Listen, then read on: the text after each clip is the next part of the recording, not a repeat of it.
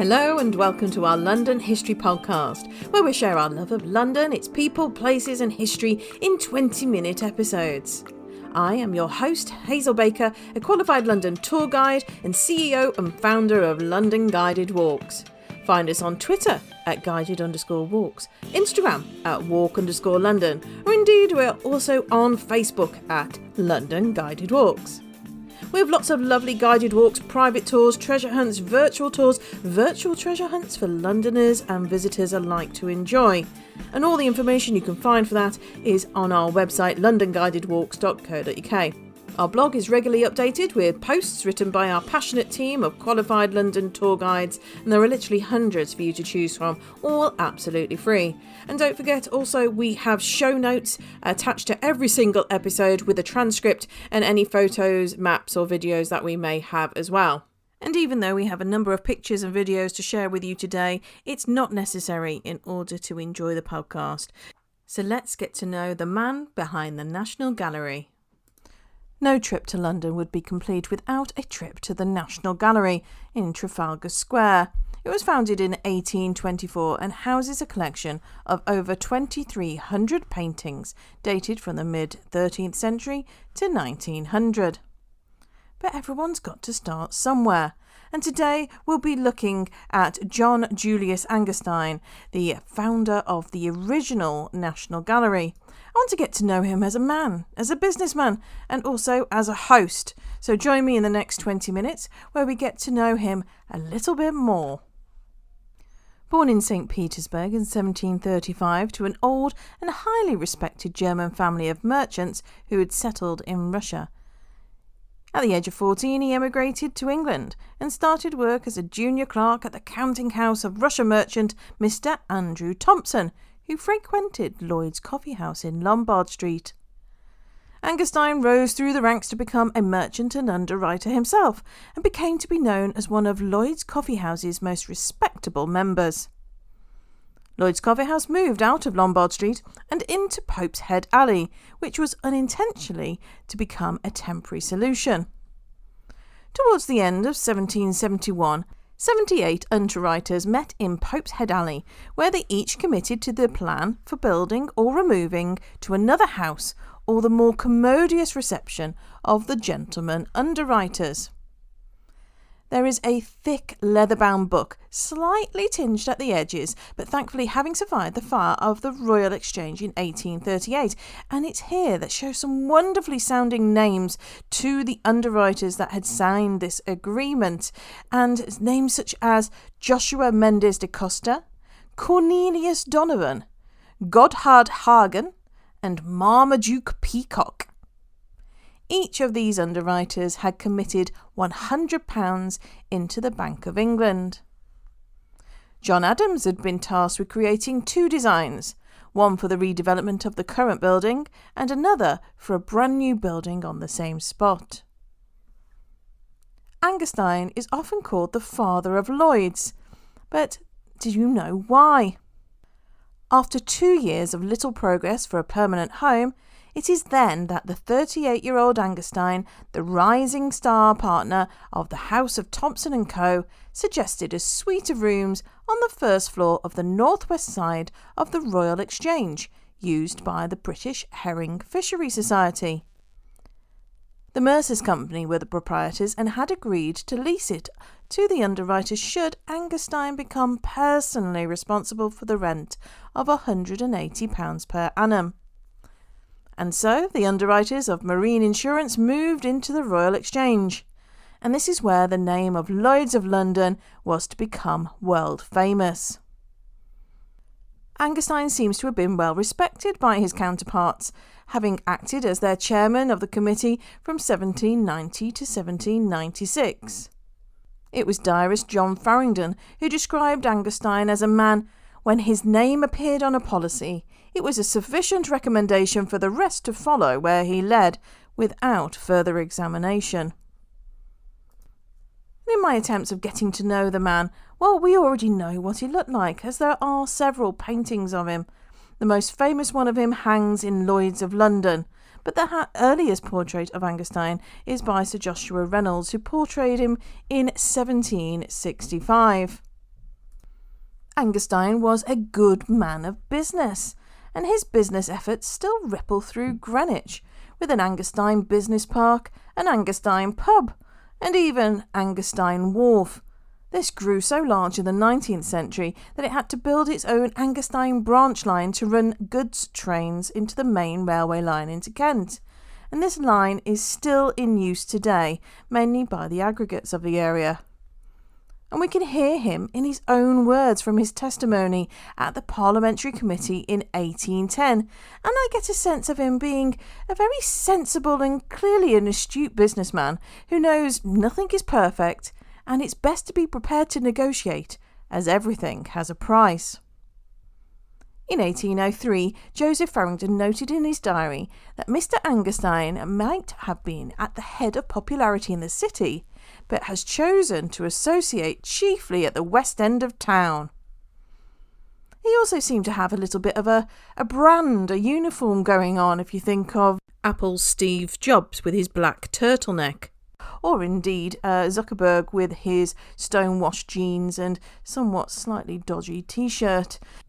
For Angerstein, he wore a blue coat, striped waistcoat, drab cloth breeches, and buckled shoes. Strangely, this isn't what we see of him in his portraits, but of course, for a portrait, a bit like a selfie, you wear your best clothes. He was a man who appreciated punctuality, just like myself. He insisted on his meals being served punctually, with no waiting for late arrivals. Portrait painter Sir Thomas Lawrence wrote to Mrs. Angerstein, "The Duke of York sits to me in the morning, and after him, an appointment made in the presence of His Majesty, Lady Elizabeth Cunningham. She comes at 2, but is not usually punctual to the hour. Now, if I could bribe Mr. Angerstein's cook to delay dinner a quarter of an hour and gain over his clocks to the conspiracy, I might possibly keep my appointment with the lady, and yet enjoy the company of my kind friends. It is now, however, too late to wait for your answer to decide me. I will trust my fortune and take my chance in coming in for soup, or for that state the dessert that may preserve me my rightful and long-established station at the dining-room door." And Angerstein was clearly a family man. In 1771, he married Anna Crockett, widow of Charles Crockett and daughter of Henry Mullerman, a South Sea Company director, banker, Danish consul in London, and Russia Company consul. I think that's what you call mixing business with pleasure. And they had 2 children, Juliana, who married General Sablukov of the Russia service, and then also John Angerstein, who became an MP. His wife Anna died in 1783 after 12 years of marriage, and 2 years later he married Eliza Lucas, daughter of the Reverend Joseph Payne and widow of Thomas Lucas, a director of the South Sea Company and president of Guy's Hospital and West Indies Merchant. He's a man who supported small businesses too, including Henry Greathead, the inventor of the lifeboat, and you can read my blog post about this in the show notes. I'll put a link there. He also instigated a £2,000 donation for Henry Greathead, and this was the catalyst for the creation of the Patriotic Fund, which would provide aid to animate the efforts of our defenders by sea and by land. It is expedient raised by the patriotism of the country at large, and also it was triggered in 1813 by the resumption of the Napoleonic Wars by the declaration of war against France. Who's behind the Patriotic Fund? No other than our very own John Julius Angerstein and his neighbour, Sir Francis Baring of Baring's Bank. He was a man of high society. In 1774, when Angerstein was 39 years of age, he commissioned George Gibson to build a handsome country villa on the top of Maze Hill, Greenwich, with views of the River Thames. Greenwich was, at this time, still surrounded by country estates whose proximity to London made them attractive for both busy and fashionable people. The house was to become known as Woodlands and was visited by George III, Princess Caroline, wife of George IV, and many other notables, including Prime Minister William Pitt the Younger. The designer of the house was George Gibson, and to some seemed an odd choice, for there were much bigger players out there which Angerstein could certainly afford. But Gibson had local connections, and he himself had built a house on the other side of Greenwich on Lone Pit Hill in Lewisham. And that had originally had 6 acres of land, even though that's now vastly reduced. It's an early example of stone cladding too. The building is brick with an outer skin of stone, reputed to be from the old London Bridge. Gibson was a keen collector of the arts and had filled his unusually styled home with collections of poetry, including one, The Coronation of Queen Caroline, and curiosities in art from his trips to Italy. The house became known locally as Comical House. The name then changed mid-19th century to the Stone House, and this house still stands behind its walls, and you can get a glimpse of it on the top level of a double-decker bus. For a more intimate viewing, keep your eyes open for its listing in Open House Week in September. According to Howard Colville's Biographical Dictionary of British Artists, Gibson was too much a gentleman to care much for building sites. He would rather sip claret, drink his Madeira, chat about art and music, and take snuff with a gusto, than ascend ladders, tramp scaffolds to see how bricklayers filled in their work. Perhaps it was their mutual affection and appreciation of the arts which gave Angerstein the confidence in hiring Gibson. Gibson was also employed by the future Queen Caroline, who was a friend and frequent visitor at the Angersteins at Woodlands. After her estrangement from the future George IV, Princess Caroline moved to Charlton and then to nearby Blackheath. Antiquary Samuel Lysons wasn't a fan and wrote about her behaviour following a party at Woodlands. The princess is grown very coarse and she dresses very ill, showing too much of her naked person. Apparently she stood with her back to a table the whole time, which prevented every other person from sitting, this being the etiquette. On another occasion, she teased the Swiss artist Fuseli so much, and he was staying at Woodlands, but he left the very next day. Thanks to diarist Joseph Farrington, we get a glimpse of Angerstein at home. In 1804, Farrington was Angerstein's dinner guest. We dined at 6 o'clock. The dinner of the 2 courses, a fine turbot at the top, a sirloin of beef at the bottom, and vermicelli soup in the middle, with small dishes making a figure of dishes. The removed roast ducks at the top, and a very fine roast poulet at the bottom, macaroni, tartlets, etc., etc. Afterwards, parmesan and other cheese and caviar with toast. Champagne and Madeira were served around during dinner. While the conversation went on, he for some time slept. After he woke, he ate an orange with sugar. He appears to consider his health, but looks very full and wet. By this time, Angerstein was in his late 60s, so perhaps we can excuse him a mid-dinner snooze. As with the National Gallery in London being a compulsory stop, well, the Louvre in Paris is the same. In the lower rooms of the Louvre, which one must pass through after exhausting oneself in the main exquisite galleries, are the English paintings. And it's here where you will find 2 paintings of the Angersteins, both of them by the artist Thomas Lawrence. Angerstein and his second wife Eliza Payne were among the first to appreciate the talents of the young artist Thomas Lawrence. His 1792 double portrait of them is one of the first most important works of Lawrence's career. He painted it when he was 23 years old, during his prodigious early years, when everything was coming together and his work was crowned with success. Being an artist, Lawrence was repeatedly in debt, and Angerstein frequently lent him money, most of which Lawrence never paid back. But he maintained close ties with the Angersteins and received further commissions, including painting Angerstein's son, daughter-in-law and grandchildren, and it's the portrait of the grandchildren that is the second painting that you can see in the Louvre. With the assistance of artists such as Joshua Reynolds and Benjamin West, Angerstein started to establish a collection of old master paintings. In total, he collected 38 important works of art. Some were displayed at Woodlands, and others at his rooms at his townhouse at 100 Pall Mall.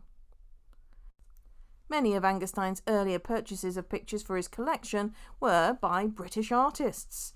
Angerstein also owned Hogarth's Marriage a la Mode and also Hogarth's self-portrait with a pug, which is now in the Tate, London, and also 3 monumental paintings by the Swiss painter Fuseli of the scenes from Milton's Paradise Lost. I'm not sure if Angerstein bought these before or after Fuseli had run away from Princess Caroline.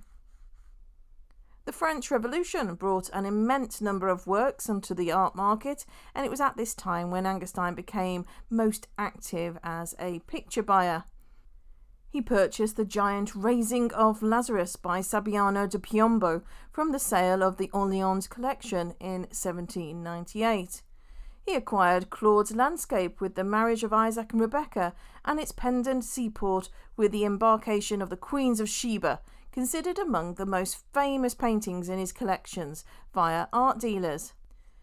It was in the sale of the late Sir Joshua Reynolds' collection where he bought Van Dyck's portrait of George Gage with 2 attendants. By 1804, Angerstein's collection, at that stage consisting of only 25 paintings, was said to be the best and most celebrated collection in Great Britain. Upon his death, he was buried with his 2 wives in St Elphegus's Church in Greenwich, and as he had directed, his collection should be kept intact unless it remained in the country, in which case it should be bought by the government for the nation. Lord Liverpool was Prime Minister at the time, and he wrote to George IV, who responded and confirming the collection should be purchased, and that letter is now housed at Lloyd's of London, and I'll put a little link of the video there. Angerstein died in 1823, and by then we still didn't have a National Gallery. And this was something of an embarrassment, especially since the French had opened the Louvre in 1793 with an exhibition of 537 paintings. And so the collection of Angerstein, and being situated in Pall Mall, very close to the heart of London, seemed the perfect time to strike. The government finally parted with £57,000 for the collection and took over the lease of 100 Pall Mall. In 1824, the paintings had been hung on public display, essentially Britain's first National Gallery. There had been a number of different motives in order to get a National Gallery started.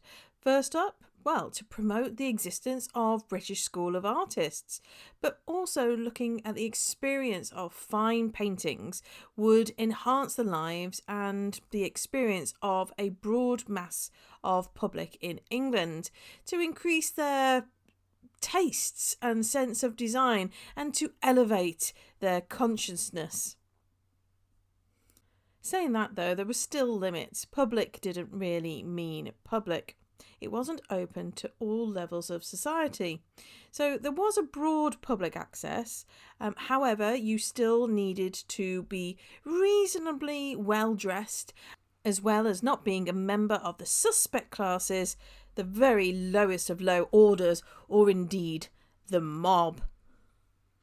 There is a painting of the rooms of 100 Pall Mall with the paintings on display in the Victoria and Albert Museum, and this is done by Frederick Mackenzie, and it's in the Prints and Drawing Study Room. In the watercolour, it's a painting of paintings, and there are students at their easels making copy of the works on display, which must have happened in real life. The rooms at 100 Pall Mall were demolished before Mackenzie exhibited at the Old Watercolour Society in 1834. There was one painting that wasn't sold as part of the collection for the nation, and was a full-size replica of Reynolds' Holy Family. This remained in the Angerstein collection until 1895, where it was sold for 280 guineas. So perhaps next time you're at the National Gallery, you'll want to pop next door to the National Portrait Gallery, where they have 7 portraits of Angerstein, from which you can choose which one to dob your hat.